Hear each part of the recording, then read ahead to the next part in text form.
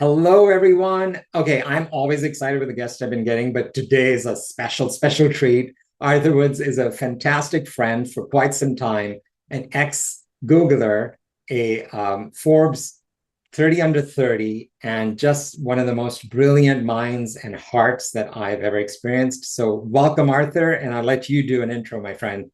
Wow, Bobby, I can't follow that intro. Thank you. You're too kind. And the feeling is mutual. Well, yes, I'm Arthur Woods. My pronouns are he, him. I'm an entrepreneur. I'm a proud member of the LGBTQIA plus community. I've been an entrepreneur for most of my life. I've had a chance to start a couple different HR technology companies and nonprofits and do work with tons of startups. I think most of my work has really been at the intersection of equity, of human-centered design, technology, and tactics and strategies for how we bring the best out of the people that we work with every day. Amazing, amazing. So the other piece of your intro before we get to respect is please tell us about your book and the genesis behind it and how it's been serving, the value you brought with that book. Years ago, I wrote a book called Hiring for Diversity, which focuses on strategies that organizations can employ for inclusive hiring. And the real idea is to move beyond performative action to think about how we cast a wider net, hire, with greater equity and consistency in our process, and ensure that people actually are included within our organizations. And I think it's been a useful guide for folks. I think in many ways it was introduced at a time when there was a heightened attention on DEI, and of course now there's a lot of polarity there. But I think the kind of core mechanics of what we speak about around equitable hiring really should stand, consistent, and that's the hope, right? Fantastic, Arthur. Yeah, like we were just saying before starting the recording is, I think both of us share that we've been advocates for not the performative, but the actual integration of inclusion and belonging into a business strategy. So it really enhances the value of the business by really having, that diversity of talent. So fantastic. All right, my friend, let's get to how do you define respect in the workplace, Arthur? Yes, boy, this is a great question. I think about respect as being a core emphasis on care, care for the full human being. And I think a really core distinction for me is that respect does not necessarily depend on agreeing with someone. We can see the world differently. We can have different viewpoints, but I can still have a core sense of care and respect for you. That means that I care for and acknowledge your existence. I place value on you. I seek to understand, but I don't have to agree. We can still see things differently. So I think this idea of disagreeing while still respecting can hold true. And I think in this environment right now, we're conflating these two things. We're sort of saying, well, because I disagree with you, I now disrespect you and I treat you disrespectfully. And I think there's a beauty in us disagreeing. That to me is where we have actually the greatest innovation that can occur when we have diverging viewpoints, that we can come together in a respectful way, and we can collaborate and we can strengthen each other's viewpoints, and we can figure out whether it's common ground or maybe the divergence is actually how we innovate. But that respect is the container with which we work together. Absolutely. Thank you. And, I think it's been my experience, at least, especially in the US corporate culture, that we're very passive aggressive. We can be very kind on the surface, but we're not having the more challenging conversations that need to happen because we've decided that there's going to be a difference. And so we'd rather stand our ground. And that whole term of like, let's agree to disagree, I hate that because it Mm. basically shuts the door on that understanding. And so if I get that hit of like, boy, we're really polar opposite, can I Mm. take the time to probe and get curious and learn from you on what's your perspective and what led you to that? And that's why the first three letters in the respect quotient are R is recognize that we're totally different. Like you and I have known each other a long time, we're great friends, but we're totally different. And so Right. for me, on any topic, to be curious to learn from you and hear you out is the R of recognizing we're different. And then the empathy is going deeper and really, Mhm. shutting off my perspective and lens to hear you fully. The S I've toggled between stretch, which means going even deeper, but I'm coming back to where it was originally, which is spaciousness. Mm-hmm. In our type A personality world, we tend to want to move fast and we shortchange conversations that really need to take time. And Mm-hmm. they may even need to be done in a couple of parts. So we need to give it that spaciousness. And yeah, I won't go through the others, but then the PECT is once both sides have been heard and feel like they've been heard and clarified, then the P is prioritize at least one action where you can converge and Mm. come to, some action. And then it takes you through the action planning. And then the final letter T is transform, that when we as leaders, if we've been known as having a difference, and our company is impacted by it because people know that, hey, Arthur and Bobby don't see eye to eye on this topic, and it just has a ripple effect. So Yeah. when we switch that narrative and go, nope, hey, my team, go talk to Arthur's team, and we really want to align on this one thing that we've narrowed down, Yep. that's what transforms culture. That's the vision. I love that, and I especially love the spaciousness. And I would almost say that space and slow down, right? Nicely fit in sort of the resisting the urge to move fast. I think you're totally right. That we in moving quickly, we tend to not really be leading with empathy and understanding at all. Yeah, and Arthur, I'm going to quickly insert in. I'm always struck by the Greek have two forms of time. There's chronos, which is chronology, right? We have a meeting that starts at a certain time, and we are going to be respectful and show up on time. And then there's kairos, which is like a meal in Greece, right? It's like, yeah, maybe you show up on time. If you don't, no big deal. Maybe it ends in a few hours. Maybe it's breakfast and sunrise, right, before you leave. Mm-hmm. So I think these conversations are that latter, that Mm. it's not like let's just block half an hour to have a conversation. It's a walk in the park, it's a meal, it's offsite, it's spaciousness. Yes, yes, I love that. I love that. And we need to sort of fit that into somehow the corporate landscape, because I think we're so structured that we often, we're not valuing that sort of spaciousness. Exactly. Yeah. So Arthur, let's go to the next thing, which is how do you know when respect is present in the workplace? I know that respect is present in the workplace in a healthy way, and I know what that feels like when I feel seen, understood, cared for, and valued. And I think that can show up in the most subtle ways, and honestly, in some of the most obvious ways. But um, you know, the biggest thing that I sort of look for is there that deep sense of authentic empathy that I can feel from the other person. And again, we don't need to see the world the same way, and we don't need to have the same lived experience for there to be this core sense of care. And I think it's interesting, for anyone that is from an underrepresented community that once felt as though they were an outsider, and then may or may not in the last 10 years have felt in a place where they're now on a pedestal, and there's some performative action around sort of why they're there. In many ways, in both cases, you feel a lack of respect. Because there's a sense that I'm not equal, or you don't sort of just care for me as who I really am, and I'm something different. And in some ways, I'm not really an equal, for whatever reason. And so I think there's a deep sense of humanity that you feel when you feel respected.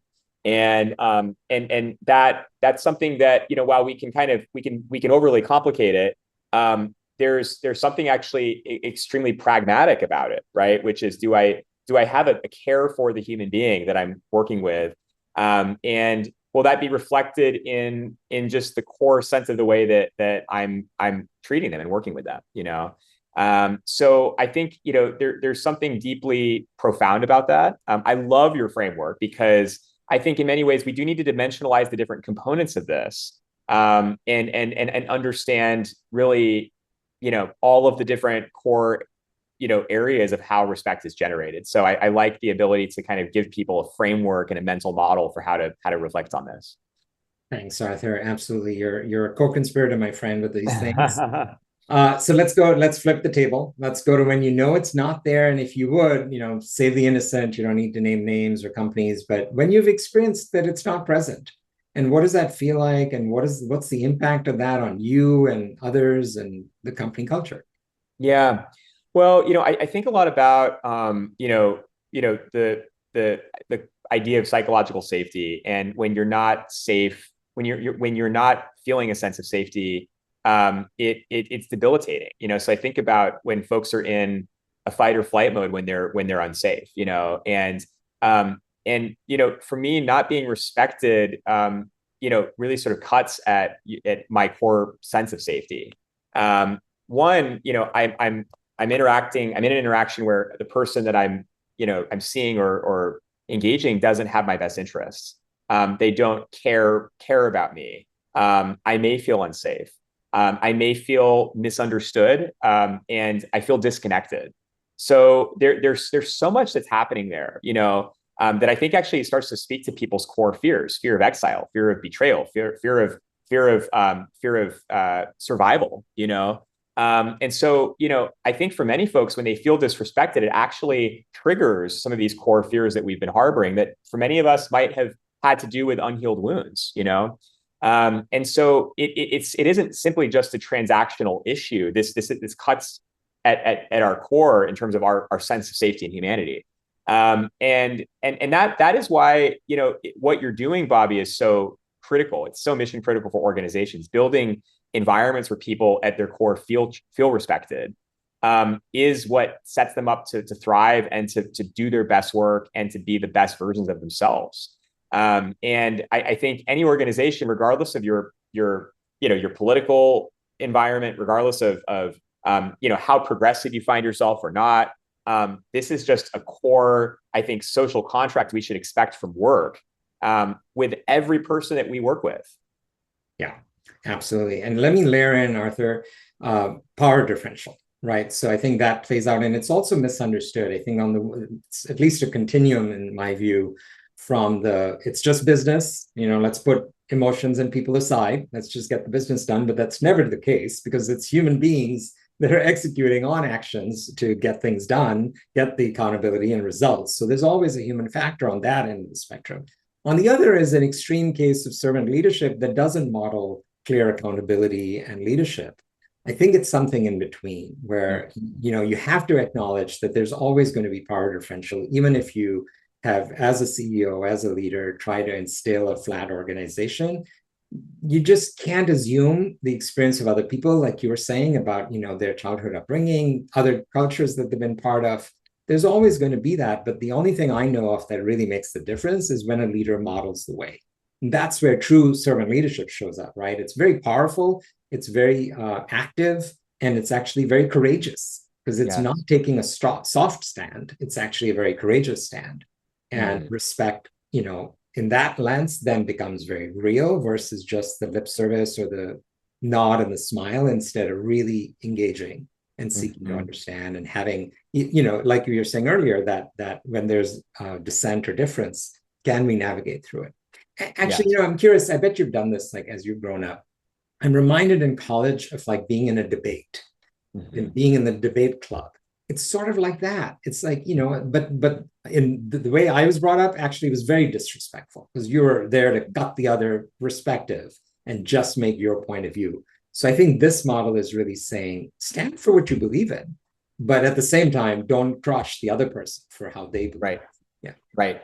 Yes. And again, I think it's that distinction of you can care for the human being while, disagree around the idea. And there can be a really, divergent thinking can be embraced in ways that still embrace our sense of humanity. And I think, by the way, a team or a leader that enables that has done great things. I think about, sort of the stages of psychological safety. And when we can get to that contributor, that contrarian state, wow, that's amazing, because you can disagree with another person while signaling to them that you still respect them. And so that disagreement is not coming from any sort of sense of harm or any sense of malintent. It's coming from, no, I respect you as a human being, and we can have different ideas and we can work together and make them stronger. And boy, if every organization could operate like that, we would have much more innovation. Absolutely. And the other connection with innovation and psychological safety in Amy Edmondson's framework is teaming, which is less talked about. We talk a lot about her research on psychological safety, but I love her work on teaming, because what teaming, my understanding of it is the higher order around collaboration. is like, I don't know what you know. There's no way I could be an expert in the areas that you are, and likewise with me, right? So when we can respect and honor each other's golden spots or true strengths beyond just doing assessments like Strength Finder, that's when it becomes real. And Yeah. that's when the synergy of like lots of different minds, like the example in her TED talk about saving those coal miners in Chile, was, every single human being came out alive because a lot of minds around the world collectively came up with, how do we do this? Because it was a Mm. daunting, impossible task. And if it was left to one or two or three people, they'd give up, and we wouldn't have, those 50 people wouldn't have survived. Absolutely. I mean, there are so many great examples of how that sort of teaming, when there's the foundation of respect and this great degree of psychological safety, and people have been encouraged to share divergent thinking. I mean, boy, it's what's gotten us to the moon. It's what's gotten us so many places, right? And we need that. We need that, especially as organizations are navigating what is going to be increased levels of uncertainty and change. We absolutely need it. It's mission critical. That's why the framework, this podcast, I think this is something leaders need to be paying attention to. Yeah, Arthur, I got really excited and emotional right now when you brought up moon. I bring up Kennedy and that moonshot, right? We talk about it in business now. And imagine if more of us could have that. I think we've lost that. We're not Yeah. going for that big thing. And I think the intention with that big one vision was very much about technology and people rather than just one side. All right, That's my friend, we could go on and on, but I'd love to close with your top tips for how to cultivate respect in the workplace. So I would say, this might be a new way of thinking about it. I really think that in order to cultivate respect, we as leaders and individuals, regardless of what role we have to first hold up the mirror, and we have to be willing to do some inner work ourselves to really reflect on, why do I care about other people, and who am I? I think we have to sort of draw on our own sense of personal humanity, which I think does start with loving ourselves in order to be set up with the capacity to respect others and love others. And so I think that's the starting point. And I think especially for the courageous leaders, like you said, that have a desire to build respectful cultures for their teams and their organizations, that inner work is their superpower. It's what they can draw upon their well in order to do that work well for others. And I think we need to have deep wells ourselves to be set up to extend our work to everyone else. So I would really encourage leaders to create. I love that you brought up the word spaciousness. Create the space for ourselves right now in this chaos that many of us are living in, to hold up the mirror, have time for ourselves to do the inner work, reflect, journal, talk to people that care deeply about you so that you can have those amazing sounding boards. And I think be a sponge right now in terms of what can work for others that may work for us. Because yeah, we're charting a new path. It's unprecedented. There isn't a playbook that's been written end to end that can guide us through what's in front of us. But I think the more that we're building community, like the community that you're fostering, Bobby, the better. It's giving us the ability to remember we're not alone, and we can get through all this. Wow, Arthur, so beautiful. Thank you, my friend. It's been such an honor to have you. I'm definitely going to have you back. We're going to have to do Thank part you. two sometime. So thank I'm you so in. much. Thank you, Bobby.